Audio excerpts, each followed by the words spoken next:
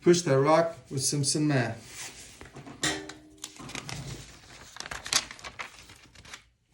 Let's do some boring multiplication, but let's pay attention to the process so we learn while we go. So this is rather boring to multiply. You multiply these two together. 2 times x is 2x squared, and then 2x and negative 4 is a negative 8x, and 3 times x is 3x, and 3 times a negative 4 is a negative 12. And before I multiply by that factor there, I will add like terms. So I get a negative 5x here. So now I have the product of the first two. I will multiply it by the third factor. So 2x squared times 3x is, let's see, 6x cubed. And 2x squared times a negative 1 is a negative 2x squared. And negative 5x times 3x is a negative 15x squared. And negative 5x times negative 1 is a positive 5x. And negative 12 times 3 is a negative 36x. And negative 12 times 1, negative 1 is a positive 12. The thing that kills me is sign mistakes. Probably mess you up too, so just watch, be careful. So adding like terms, we get 6x cubed, and here we get a negative 17x squared, and then there we get, what is that, a negative 31x, if I didn't make a sign mistake somewhere, and then let's see, plus 12. So first thing we notice is that when we multiply 3 linear factors, we get a third degree polynomial.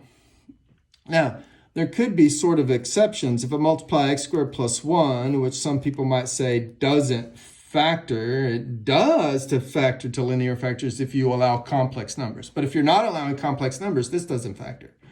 So, and then if I multiply it by linear, I do get a cubic. So this third degree polynomial came from a linear factor and a quadratic factor. But always, since this is allowed to be factored over complex numbers, it is fair to say that all third degree polynomials come from 3 linear factors. It just might be that they're not normal linear factors in the sense of having real number coefficients. So generally speaking, 3 degree polynomials come from 3 factors. That's the good thing to notice. But the big thing we want to notice for this video has to do with this leading coefficient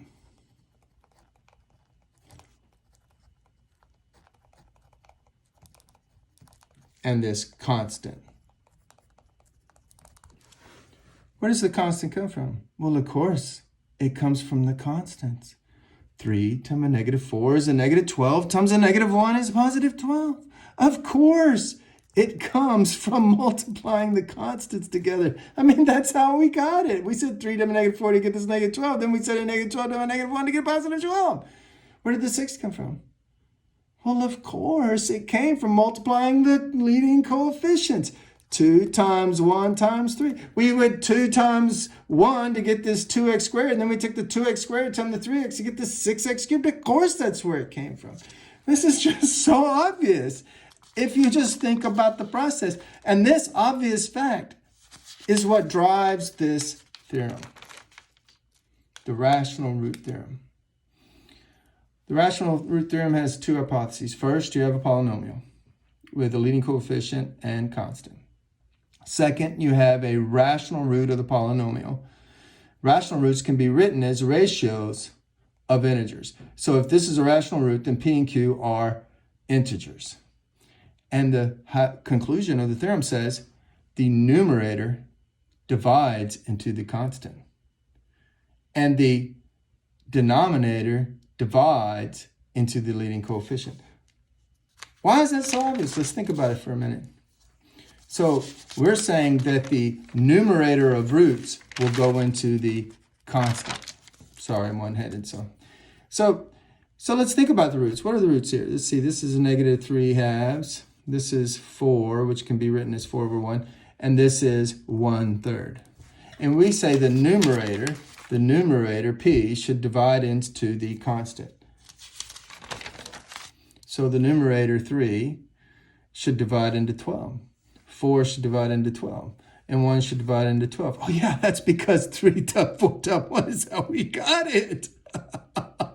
Of course it goes into it.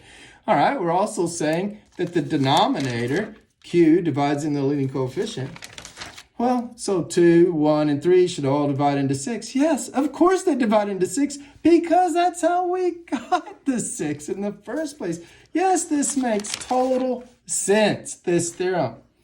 Now, let's help us use it to factor something like this. Now, when it starts getting a little out of hand, I think this one might factor by grouping, if you know the grouping algorithm.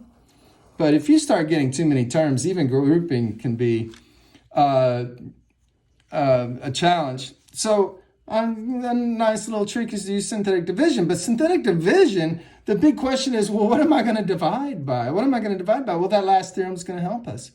The last theorem says we'll divide by something whose numerator will go into 22, like say 11, and whose denominator will go into 7, like say 7. Try that.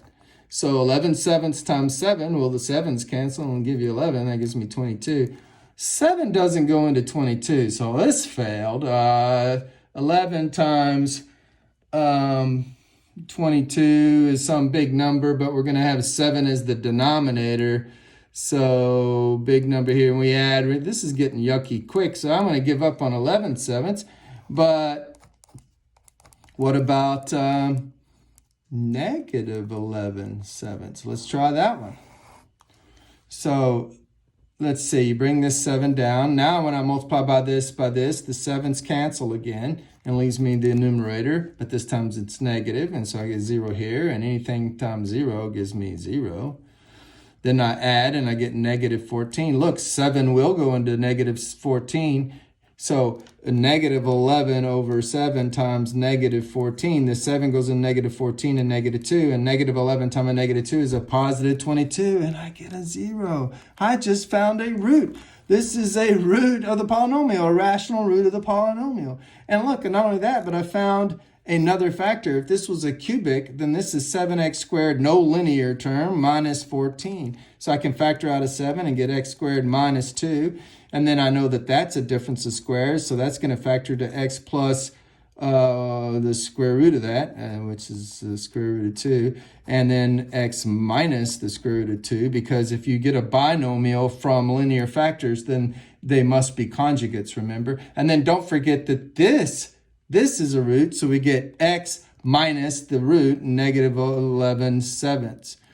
So, maybe put this first. You have 7 times x plus 11 over 7 times x plus the root 2 times x minus the root 2, and you got it factored. And maybe you want to go ahead and distribute that in, whichever way you want to like it. We could, if I multiply this by this, I just get the 11. So maybe you prefer seeing it like this. And in fact, you may even prefer going ahead and foiling that out and get back to here. But if it says to factor it as linear factors, well, we need to leave it as linear factors. So these are linear factors. These are linear factors with this obvious constant factor out front. I could have left it like this, I guess. So there's the linear factorization of the polynomial that we started with. And from this linear factorization, you can see the roots quite easily. The roots are clearly, let's just looking right here, if I put in a negative 11 sevenths plus 11 sevenths, I get a 0. So this is a negative 11 sevenths is a root, negative root 2 is a root, and positive root 2 are the roots. So these are the roots. These are the factors. You need to keep your vocabulary straight.